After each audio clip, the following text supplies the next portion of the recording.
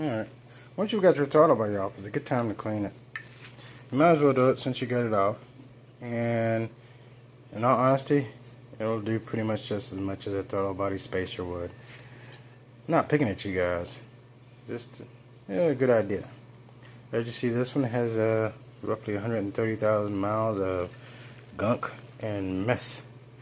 So try not to get it in your IAT hole, which I'm trying to show you right there. My thumb is pointing towards. Just get it inside there. And I'm using paper towels right now because I have no idea where my rags are. Oh, wait a minute. I think I know. Okay.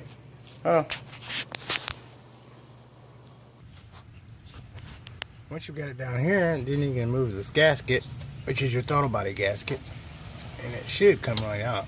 But sometimes it takes a little bit of convincing. I can get it out, we'll be alright now, won't we? But once you get it out, sometimes it'll fall out by itself. No convincing needed. Actually put this into your tank. Be careful if you use anything, because you don't want to scar this or make it, there you go, make it anything. But this is a good gasket, and unless they're broken or they got big chips in them or anything, they're reusable. So just like the gaskets we're going to see in the intake, they're pretty much like that. Alright.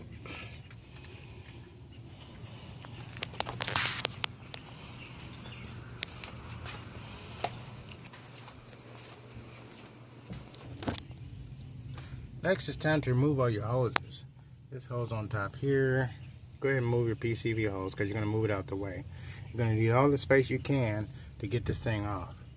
Now, to show you precursor, there's two bolts back here, and they're kind of bastards. This one right here, and there's another one behind it. If you follow the bracket all the way back, it will lead you to it. Use your fingers. There's one on top. That's that bastard. It's somewhere in here. If I can find it. But you can feel it. It's in there. And you're going to have to use like a 1/4-inch wrench and a extension to get it out. Not a big extension. Not a long extension. Just an extension. If I could get to it. Just in there. I'll show it to you. You'll see it. But let's move all the hoses, okay?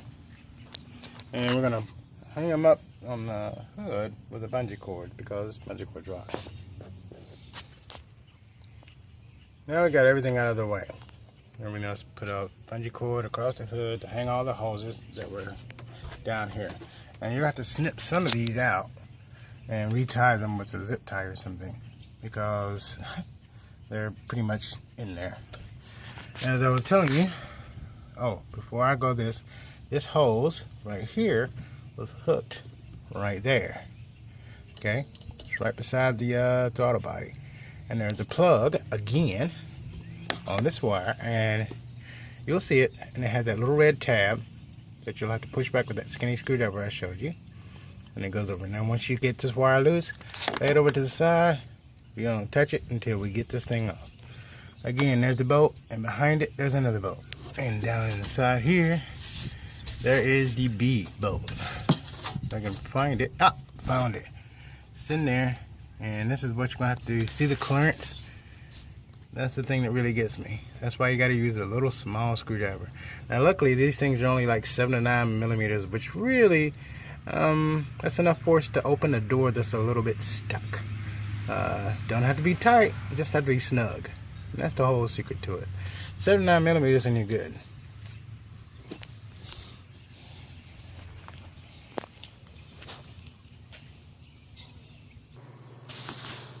Okay, so these are the screws on the side of the throttle body. I can't focus. There we go. These are the screws on the side of the throttle body on the other side of the intake. Field is the best way I can tell you. If you can reach back there, you'll find the bolt.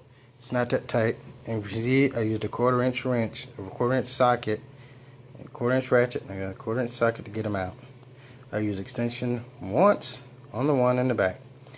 The one in the front is a bit easier, and the reason I did that is because your transmission tube is sitting right there. So using anything larger, you'll just keep hitting the transmission tube and not getting anything loose. Now everything else is an 8mm, except for the brackets that I'm going to show you when I get back. Those are 13mm and a half. So let's get back.